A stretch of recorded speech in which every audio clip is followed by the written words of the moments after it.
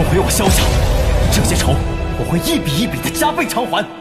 Halo semua, welcome back to my channel. Jadi di video ini admin akan melanjutkan alur cerita sebelumnya, yang dimana di episode sebelumnya, Medusa dia sangat cemburu kepada Yapei, yang membuat Medusa sangat marah. Kemudian esok hari telah tiba, Xiaoyan dia akan ikut datang dalam pertemuan rapat dengan para klan di Jiama untuk mengajak para klan ikut menyerang sekte Mystic Cloud.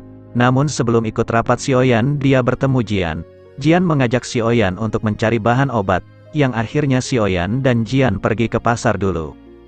Singkat cerita pun berpindah kepada Xiaoyan dan Jian. Mereka menuju pasar tempat bahan-bahan obat dijual di kota Mid-Air. Untuk Xiaoyan murnikan sebagai makanan Jian, sebelum Xiaoyan akan mengikuti rapat bansos, dan kenaikan harga rokok Magnum di Kekaisaran.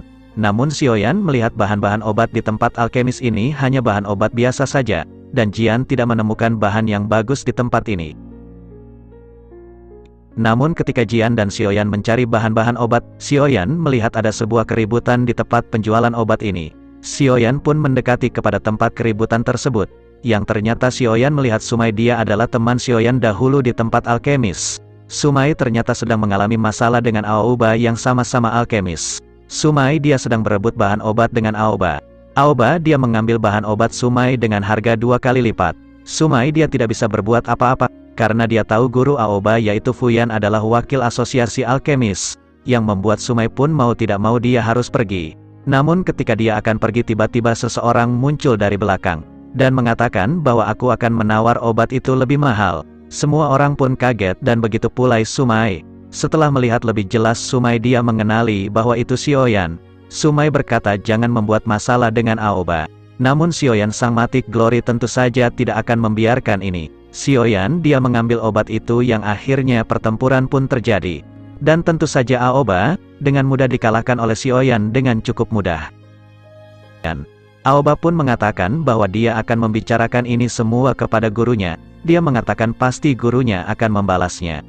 Xiaoyan pun langsung memberikan bahan obat itu kepada Sumai. Xiaoyan mengatakan, tidak aku sangka ternyata asosiasi alkemis mengalami kemunduran dengan banyaknya orang-orang seperti Aoba. Namun tidak lama perbincangan itu, muncul dua orang yang ternyata itu adalah Aoba dan gurunya Fuyan. Gurunya dia sangat marah kepada Xiaoyan karena muridnya telah dihajar. Fuyan berkata kamu adalah pemuda sombong yang berani datang untuk mencari keributan. Xiaoyan pun berkata aku tidak menyangka ternyata sekarang asosiasi alkemis banyak dipenuhi orang-orang yang tidak berguna. Tentu saja semua orang yang mendengar hal itu sangat kaget. Dengan kata-kata kasar yang dilontarkan oleh Xiaoyan, Fuyan pun mengatakan siapakah gurumu sampai-sampai kamu bersikap sombong dan tidak sopan kepada yang lebih tua. Xiaoyan dia yang sangat malas untuk berdebat dan meladeni bocah epik, karena dia harus mengikuti rapat bansos dan kenaikan harga rokok Magnum. Dia pun langsung meninggalkan Fuyan dengan begitu saja. Fuyan yang melihat ini, tentu saja dia sangat murka harga dirinya telah dicoreng. Dia pun langsung mengeluarkan dokinya mencoba menyerang Xiaoyan.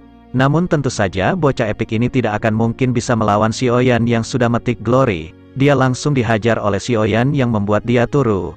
Kemudian Xiaoyan pun mengatakan kepada semua orang, aku bisa saja menghabisi wakil asosiasi sampah seperti ini dengan sekejap mata. Namun ketika di saat bersamaan tiba-tiba muncul seseorang yang tidak lain itu adalah Pama. Pama pun meminta maaf atas Fuyan bocah epik itu. Xiaoyan pun langsung melepaskan Fuyan yang ketakutan melihat amukannya. Pama pun langsung menghampiri Xiaoyan dan mengajak Xiaoyan untuk pergi segera datang menghadiri rapat bansos yang ada di Kekaisaran. Tidak lama setelah itu akhirnya Xiaoyan dan para ketua pun telah memasuki ruangan rapat bansos ini. Jalou pun langsung mengatakan kepada Xiaoyan aku tidak mengira selama 3 tahun ini, kamu Xiaoyan telah berkembang sangat pesat. Xiaoyan dia tersenyum dan langsung memberikan hormat kepada para ketua yang hadir dalam rapat bansos ini. Dan begitu pula para ketua yang memberikan hormat kepada Xiaoyan. Para ketua pun sekarang sangat menghormati Xiaoyan karena sekarang Xiaoyan mungkin kekuatannya lebih kuat dibandingkan mereka. Tentu saja mereka pun tahu orang kuat akan dipandang terhormat di Pulau Jawa ini. Xiaoyan dia langsung mengatakan tujuannya datang ke rapat ini, bahwa dia akan mengajak para ketua untuk melakukan push rank bersama, melawan sekte Mystic Cloud yang dipimpin oleh Yun San. Pasti para ketua pun mereka tahu 2 hari lalu klan Mid-Air telah mengalami penyerangan besar oleh sekte Mystic Cloud. Dalam rapat ini Yao Yue yang hadir dia berkata, walaupun mungkin kekuatan Mystic Cloud sangat besar, selama ini keluarga kekaisaran masih aman. Sekte Mystic Cloud tidak akan mungkin berani menyerang kekaisaran. Xiaoyan dia pun hanya tersenyum mendengar perkataan itu. Xiaoyan pun menceritakan apa yang terjadi di gerbang Zhengui, bahwa Sekte Mystic Cloud telah menyerang gerbang Zhengui, yang dijaga oleh pasukan kekaisaran. Tentu membuat Jalau yang lain pun sangat terkejut. Ternyata pasukan Sekte Mystic Cloud mereka mencoba menguasai gerbang Zhengui. Namun untung saja pada saat itu, Xiaoyan dan pasukannya muncul, datang dan membantu pasukan kekaisaran untuk menghancurkan pasukan Sekte Mystic Cloud. Namun Xiaoyan mengatakan jika dia tidak datang membantu, tentu saja pasukan kekaisaran yang berada di sana pasti akan jatuh di tangan Yun San. Jalau dan Yao Yue, mereka tidak percaya apa yang dikatakan oleh Xiaoyan. Ternyata Sekte Mystic Cloud mencoba menguasai pasukan kekaisaran.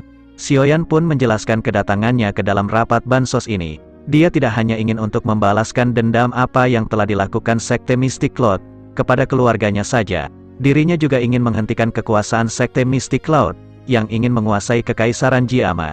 Jelas kita ketahui dari pergerakannya selama ini, Yun San dia telah memerintahkan pasukannya sedikit demi sedikit untuk menguasai kekaisaran Jiama. Xiaoyan menanyakan kepada para ketua, setelah apa yang barusan dia ceritakan tentang Yun San, Xiaoyan berkata apakah para ketua klan akan bergabung untuk melakukan push rank ini. Sekarang para ketua pun mereka sangat bingung, menentukan pilihan mereka. Apakah mereka harus ikut bergabung dengan Xiaoyan?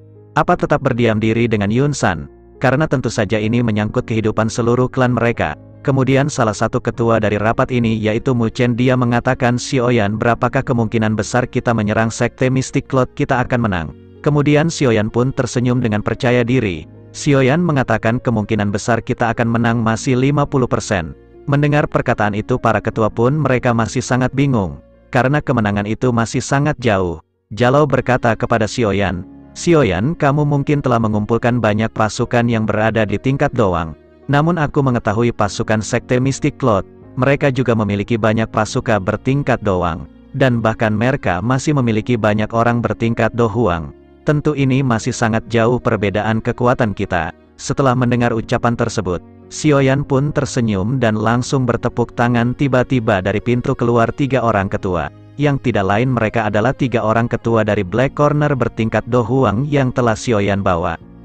Kemunculan 3 orang tingkat dohuang ini membuat kaget semua orang. Xiaoyan mengatakan bahwa dia juga memiliki 3 ketua elit dohuang, jadi jangan khawatir.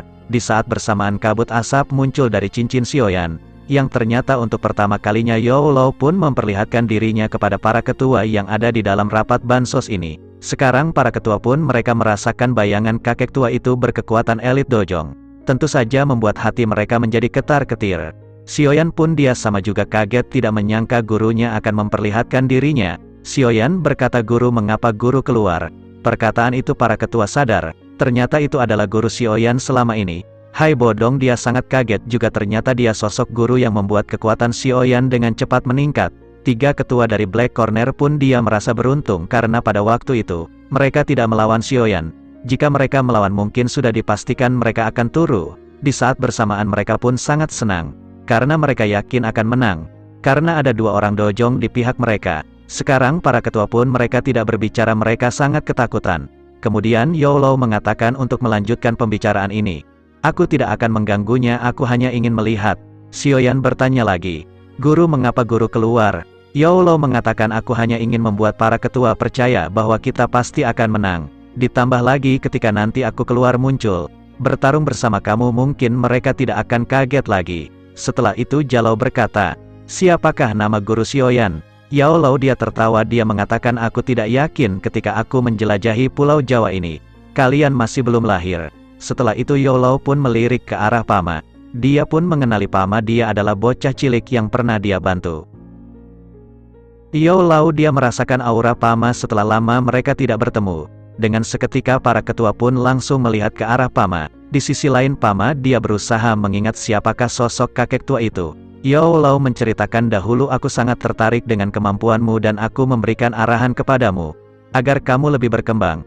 Aku tidak menyangka kamu melebihi harapanku waktu itu. Setelah mendengar hal itu Pama pun dia mengingat bahwa itu adalah orang yang telah membantunya dahulu. Dia pun langsung memberikan hormat kepada Yao Lao dengan menundukkan kepalanya ke lantai. Namun Yao Lao menahannya oleh energinya. Yao Lao mengatakan jangan terlalu sopan. karena waktu itu aku hanya membantu sedikit. Melihat kejadian ini tentu para ketua yang berada di dalam rapat bansos ini sangat terkejut. Ternyata Pama yang dikenal seorang alkemis hebat, dia sampai menundukkan kepalanya. Pama pun mengatakan aku tidak akan melupakan apa yang telah dilakukan Guru Xiaoyan sampai mati pun. Mungkin jika waktu itu Youlo tidak membantu, dia tidak akan sampai tahap ini. Youlo mengatakan kekuatan yang kamu dapatkan itu adalah hasil jerih payahmu. Setelah itu Youlo mengatakan aku harap para ketua akan bergabung melawan Mystic Cloud. Setelah percakapan itu Guru Xiaoyan kembali menghilang. Di saat bersamaan para ketua pun dia langsung memberikan hormat kepada Youlo. Setelah mengetahui hal tersebut Pama sebagai ketua organisasi alkemis, dia pun mengatakan kepada Xiaoyan bahwa dia akan membantu penyerangan ke Mystic Cloud. Jika aku tidak mengambil kesempatan ini maka aku tidak menghargai jasa dari Guru Xiaoyan. Terlebih aku melihat kekaisaran Jiama ini telah akan hancur. Mendengar perkataan Pama, Mu Chen mengatakan bahwa dia akan ikut bersama klanmu untuk menyerang Yunsan. Hanya tersisa 2 klan besar yang belum memutuskan di pihak manakah mereka berdiri. Yao Yue dia ingin bertanya kepada Xiaoyan. Yao Yue berkata, sekarang sekte Mystic Cloud mereka ingin menguasai Jiama dan menghancurkan setiap klan. Xiaoyan, jika kami telah bergabung dan akhirnya kita berhasil mengalahkan Yunsan, apa Xiaoyan akan menjadi seperti Yunsan, yang ingin menghabiskan setiap klan di Jiama ini? Para ketua kaget dengan perkataan Yao Yue yang berani. Xiaoyan berkata bahwa dia tidak akan mungkin menjadi seperti Yunsan. Namun jika klan lain mencoba mengganggu klan Xiao, tentu saja aku pasti akan menghancurkannya. Yao Yue dia tidak suka dengan jawaban Xiaoyan. Dia akan berkata lagi, namun Xiaoyan sedikit marah dan berkata, jika kita tidak bertindak ini juga akan menjadi kerugian besar bagi kekaisaran. Karena kalian juga tahu, bahwa Yunsan ingin menguasai Jiama tinggal menunggu waktu saja kekaisaran akan dihancurkan. Xiaoyan menambahkan, kedatanganku ke sini bukan untuk mengemis meminta bala bantuan. Karena semua ini juga adalah untuk kepentingan kalian juga. Jalou berkata, Yao Yue masih muda jadi dia belum paham sampai ke sana. Setelah mendengar percakapan panjang dari tadi, Jalou dia setuju bahwa mereka akan ikut untuk melakukan push rank ini, dan begitu pula klan Nalan, bahwa dia akan bergabung dengan Xiaoyan menghancurkan sekte Mystic Cloud.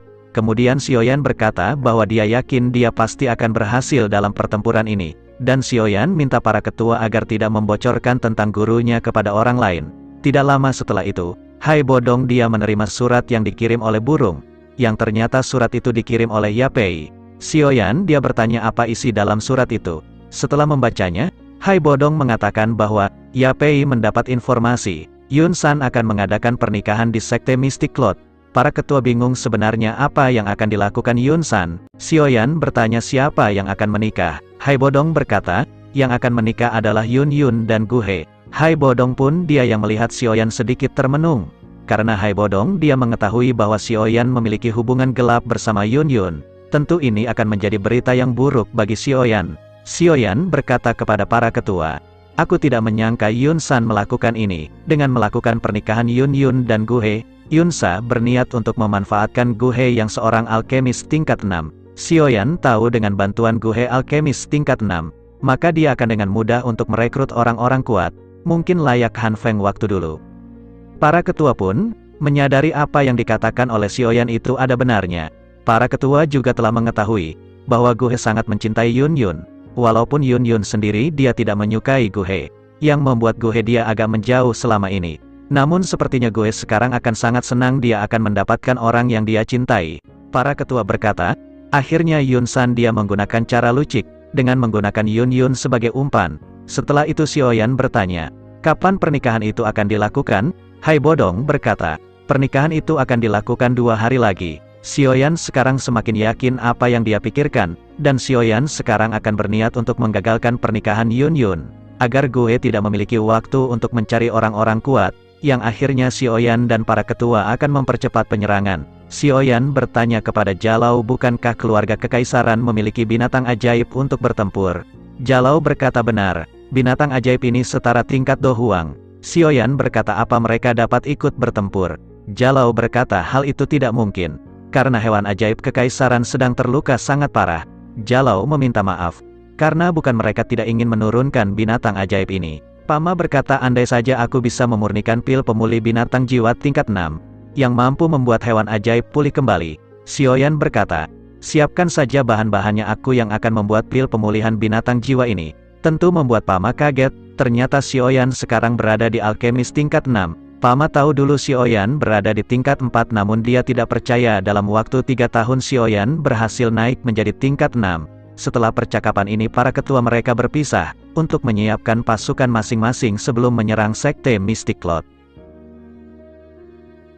而是你们皇室未来是否可以稳固？